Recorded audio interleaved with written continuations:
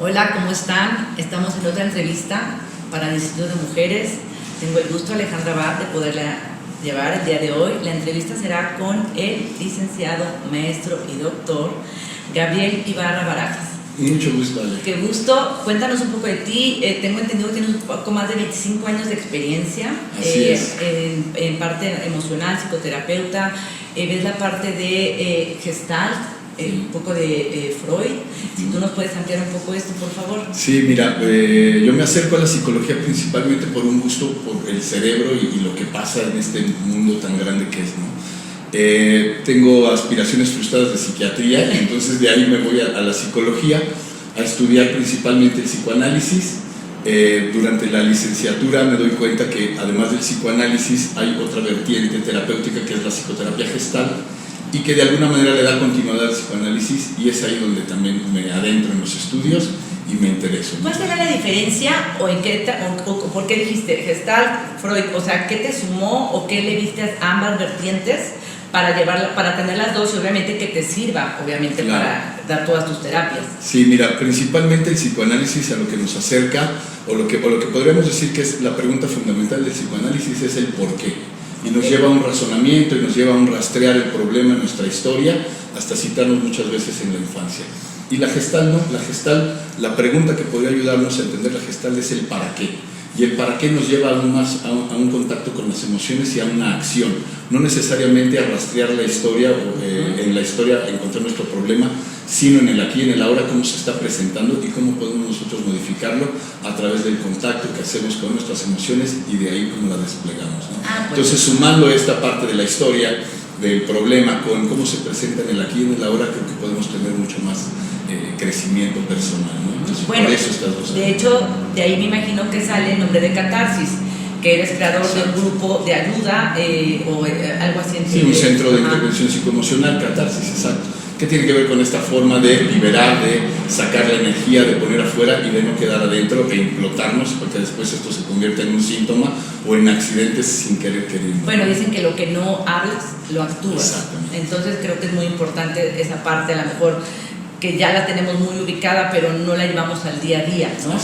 También estás de la mano, has llevado talleres vivenciales, me imagino, donde aplicas todas las teorías que has sido, que es de tu conocimiento. Claro.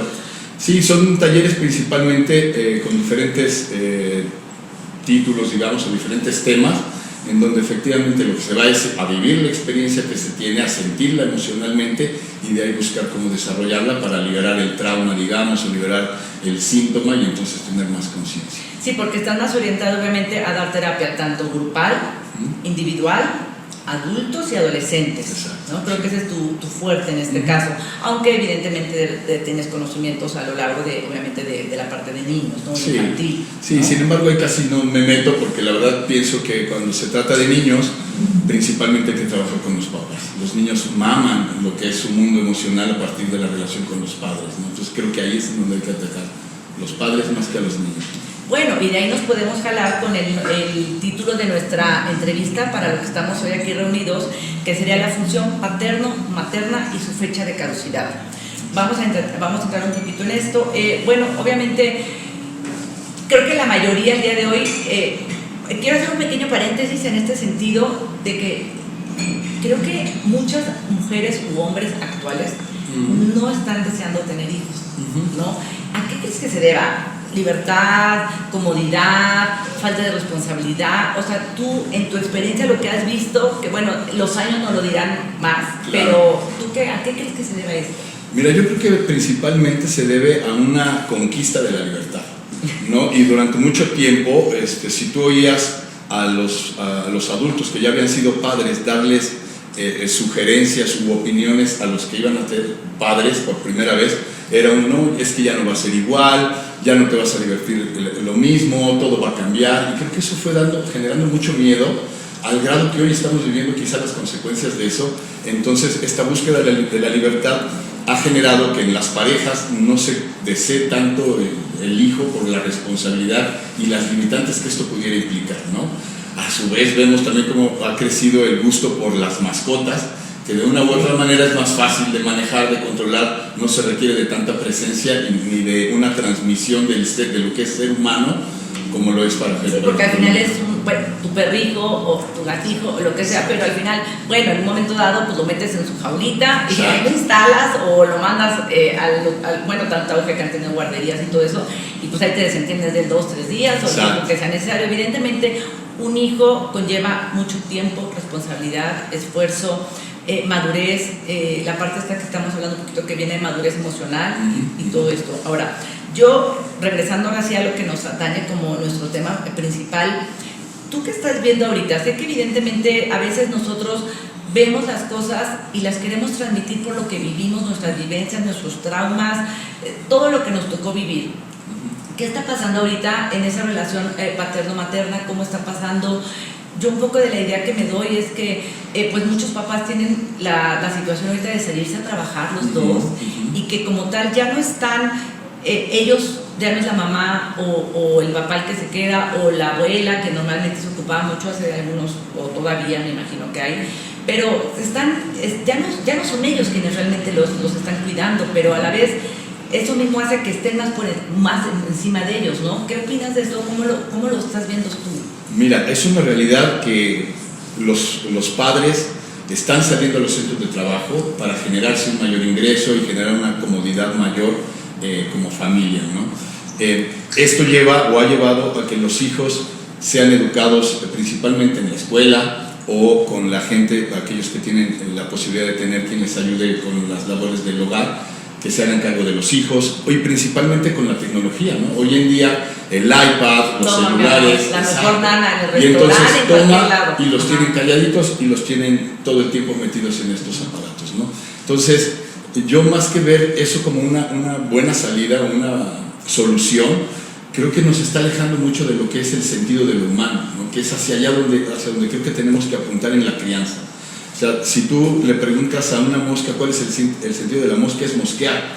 En el sentido del ser humano, no hay por naturaleza un ser humano, es una construcción que se tiene que ir haciendo y que se va a lograr en la interacción con nosotros, ¿no? Entonces, por eso la importancia de regresar nuevamente a que esta crianza de padres a hijos sea un vínculo estrecho, sea un vínculo que se genere ahí emocional para que se permita aparecer en el mundo al hijo con esta autenticidad, con esta idea propia, con este sentar, este pensar, sentir y actuar propio, ¿no? Bueno, pero ahí va otra cuestión, obviamente.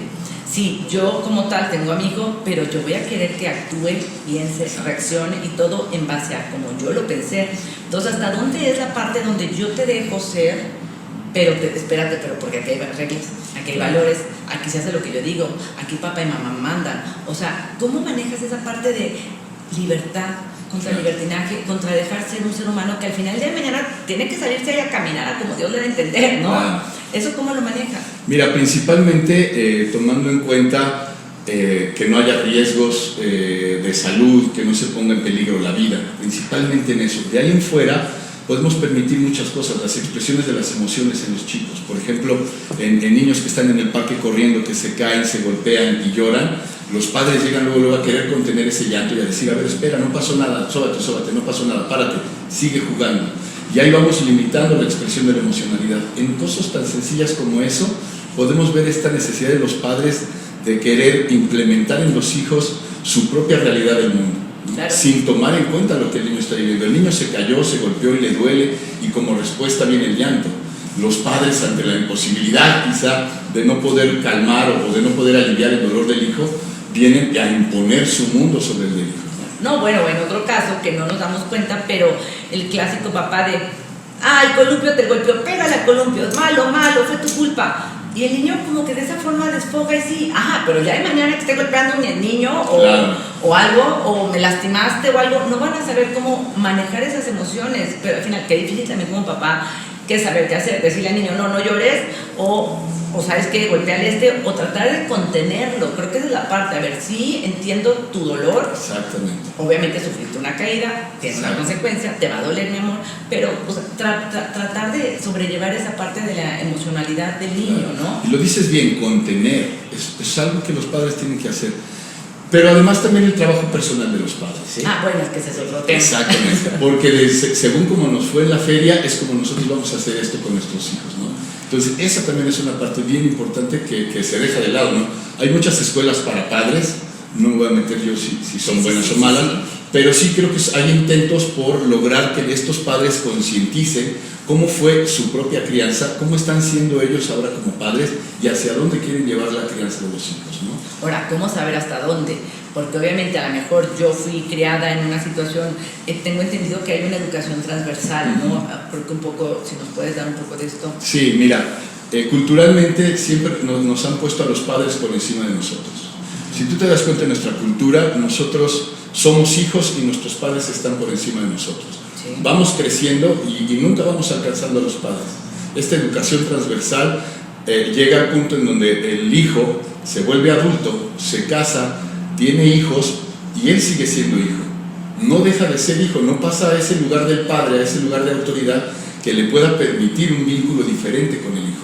Siempre es desde esta posición y de ahí vamos reproduciendo. Entonces siempre ha sido transversal. Hay un punto en donde estos hijos tienen que llegar al lugar de los padres, tienen que llegar a ese lugar de saber, ese lugar de autoridad para poder desplegarse también ellos mismos y entonces sí poder ser seres humanos más autónomos, independientes y libres, ¿no? Bueno, eso tendría y vendría un poquito de la mano. Yo creo que dicen por ahí, hay un dicho muy famoso, o si no, bueno, que dice que si como papá haces bien tu chamba, tu hijo tendría que irse de tu casa. Exacto. O sea, perdón, o sea, exacto, que esté el hijo a cierta edad, no me voy a meter aquí en temas porque cada quien sabrá cuáles son sus edades adecuadas, pero eso dice, si haces bien tu chamba, tu hijo tendrá que volar solo. ¿Por qué? Porque tendrá que estar yo seguro, como padre de familia, padre, madre me refiero, que hice bien mi trabajo, que te di herramientas, madurez, trabajar, tratar de lo más, más control de tus emociones y todo para que puedas salir al mundo a trabajar, a desempeñarte, a tener una pareja, a vivir solo, a interactuar. Exacto. Pero, pues no, o sea, uno quiere esa parte de... Mamá gallina. Sí, cuando más estén ahí, pues qué felicidad. No, perdón, esta no es felicidad. O sea, felicidad es ver que están triunfando, que están creciendo, que todo lo que yo hice, desde bebecitos, no sé, 18, 24, la edad que cada quien desee, pues está dando frutos, claro, ¿no? Mira, yo creo que tiene que ver con esta idea de la paternidad y la maternidad como rol de vida, ¿sabes? El padre y la madre se toman esa función de padre hasta que la muerte les llega, ¿sabes? Entonces el hijo tiene 30 años y no deja de ser hijo y yo no dejo de ser papá. Entonces, de ahí es en donde la función paterno-materno debe de tener su fecha de caducidad. Y esta caduca una vez que el organismo humano, el hijo, tiene esta capacidad de salir al mundo a satisfacer sus necesidades por sí mismo. Es capaz de contactar con sus emociones, con sus necesidades, identificarlo y salir al mundo acertadamente a conseguir eso que está necesitando. Mientras no cambiemos esa mentalidad de la paternidad y maternidad como rol de vida, vamos a seguir teniendo hijos en casa a los 40, 50 años, ¿no? Que no es exagerado. Conozco bastantes personas de 40, 50 años que siguen metidos en casa de sus papás, no dejan de ser hijos, ¿no? O bueno, te salieron un día a tomar una decisión de me voy a juntar, pero exacto, resulta que a la mera hora pues no, ya no me gustó y pues ¿dónde? Pues casa. Mi amor, vente, que claro, aquí está tu cuarto, exacto, como lo dejaste. Exactamente, ¿no? Siempre dice mi mamá que no. Ajá. Y ahí voy de regreso al hogar. Sí. No, cuando problemas siempre va a haber en una relación de pareja y los tienes que afrontar, claro, ¿no? Sí, y claro. La parte que decías al final, sí, o sea, como a veces, bueno, al final tú como mamá te ves porque pues tienes el bebé, lo vas creciendo en una situación de tenerlo, ¿no? Pero el papá pues al final ve un bodoquito ahí que nació y pues ¿cómo lo vas a amar?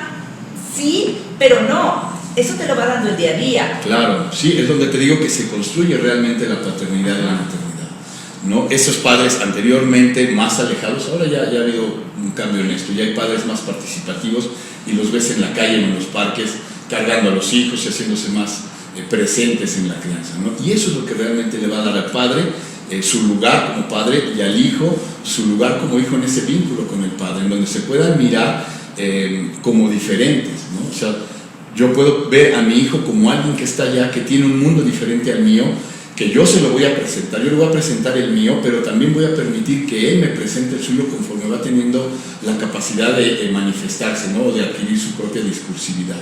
Y entonces en esa interacción es que se va a poder hacer un paternaje y un maternaje más sano, que como bien decías tú, orientado hacia que estos hijos se vayan lo antes posible, digamos, de casa, ¿no? O sea, psicoemocionalmente hay una madurez distinta a lo que socialmente podría llamarse también como una madurez que permita que los hijos salgan a la autonomía o la independencia, ¿no? Pero psicoemocionalmente, entre los 17 y los 20 años ya tienen esta capacidad de autoafirmarse y de saber bien qué son y qué quieren, ¿no? Ya están al final de crear su propia personalidad, y es ahí donde nosotros pensamos que debe el padre terminar su función como padre o como madre. Pues sí, pero qué difícil, porque me sale de repente mi hijo con el pantalón a la cintura, o sea, la pompa, que se le ve la marca del, o sea, y yo, ¿cómo?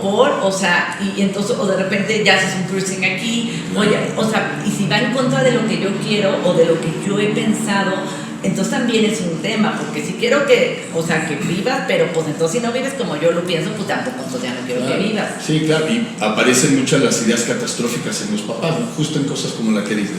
El chico con el pantalón a media pompa, y entonces los padres ya están viendo que ese hijo unos años más adelante va a estar viviendo debajo de un puente. Vagabundo, sí. Exactamente, ¿no? Y no se están dando cuenta que es solo una transición que está teniendo el chico en esta necesidad de autoafirmarse y de diferenciarse de los padres, ¿no? Hay una necesidad por revelarse de los hijos, pero revelarse entendido como una forma de aparecer en el mundo.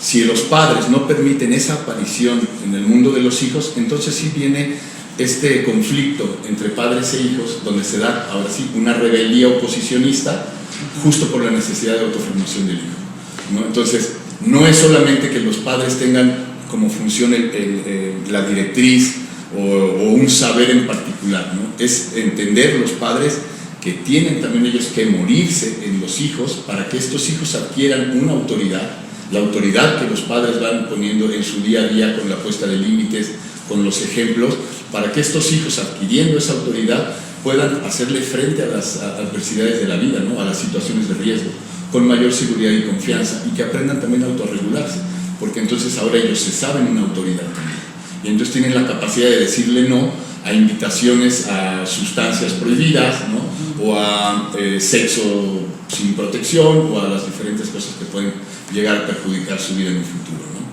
Pues sí, se vuelve un tema al final un poco ríspido en muchos aspectos, donde como papás creo que quisiéramos también una parte que siempre queremos darle todo más y lo mejor. Si yo no tuve el muñequito super wow, se lo voy a dar. Yo no tuve el aparato tecnológico, se lo voy a dar. El coche yo me lo saqué hasta que tuve 20 y tantos años, a los 18 se lo regalo. O sea, también creo que poner dejar en esa madurez que tú comentas, que se busquen su mundo, así como quieren revelarse con su ropa o su vestimenta o su forma de hablar, también hay que dejarlo. Ok, quieres eso, pero también sal al mundo a trabajarle, a vivir, lo que sepas lo que es ganarte la vida en todos sentidos, la chava que te gusta, el chavo, el trabajo. O sea, creo que esa parte también como papás tenemos que darles esa libertad de, así como lo dejo que haga esto, pues también, papacito, pues sí, espérame, vas, esto te toca a ti también. Sí, acompañarlos ahí. Sí, claro. Acompañarlos en ese crecimiento, ¿no? Sí, es importante. Y entender también, los padres ya fuimos hijos, ya fuimos adolescentes. Nuestros hijos no han sido adultos, no conocen ese mundo adulto en donde de pronto nosotros también queremos meterlos. Y entonces tenemos mamás que quieren que los hijos estén todo el tiempo sentaditos y sin hacer ningún movimiento, porque si no me distraes, ¿no? Entonces queremos adultitos y no vamos permitiendo que ellos exploren el mundo con libertad, ¿no? Entonces es un acompañarlos, sí, con una puesta de límites, basándonos principalmente en cuidar que no esté en riesgo ni su integridad, exacto, su vida, nada, ¿no? Y facilitar ese mundo, ir abriendo esos caminos que los hijos van eligiendo también, ¿no? Independientemente de si a mí me gusta el fútbol y a mi hijo le está gustando el ballet, pues no lo voy a obligar a que entre al fútbol, voy a abrirle ese camino del ballet para que tome esa libertad y que pueda él sentirse pleno, ¿no? Sí, creo que hoy los roles no se han relajado, sino se han abierto, y creo que tenemos que estar como padres abiertos a todo esto que se está viviendo, con una buena comunicación con nuestros hijos. Y bueno, retomando obviamente nuestro tema de caducidad, ¿crees que esto tenga vayamos a relajarnos un poco por las edades con las que vamos teniendo. Obviamente yo no soy la que soy ahora, que tuve yo mi educación, o tú, o alguien. O sea, ¿tú crees que esto vaya tomando su caducidad? ¿Para dónde crees que vaya eventualmente? ¿Dónde te gustaría que esto, o cuál sería el escenario ideal? Mira, yo creo que idealmente necesitaríamos primero generar una cultura de la salud emocional en el adulto también. O sea, muchas veces se cree que ir a los consultorios terapéuticos es porque uno está loco, porque necesariamente tiene algo mal o evidentemente mal. Hay cosas que no nos damos cuenta, ¿no? Como adultos, como padres, incluso nuestra paternidad o nuestro ejercicio como padre está muy marcado por lo que fueron nuestras autoridades cuando nosotros fuimos niños, ¿no? Masticar esa historia, masticar esos roles que nosotros vivimos tanto de nuestros padres como nosotros como hijos, es lo que nos puede ir dando la conciencia para permitir en la crianza que nosotros hagamos para con nuestros hijos ese desarrollo sano de los otros sin que intervengan mis asuntos inconclusos o mis traumas infantiles, ¿no? Una realidad es que en nuestra cultura no se ve al hijo durante la crianza. Pareciera que sí, creemos que sí, pero en realidad no lo vemos. En realidad, las más de las veces lo que estamos haciendo es reproducir lo que nosotros vivimos.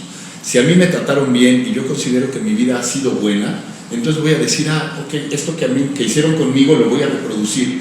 A mí me dieron el carro a los 18, yo voy a dar el carro a los 18. A mí me facilitaron las cosas y entonces yo lo voy a facilitar. Y no veo a mi hijo, no veo su necesidad.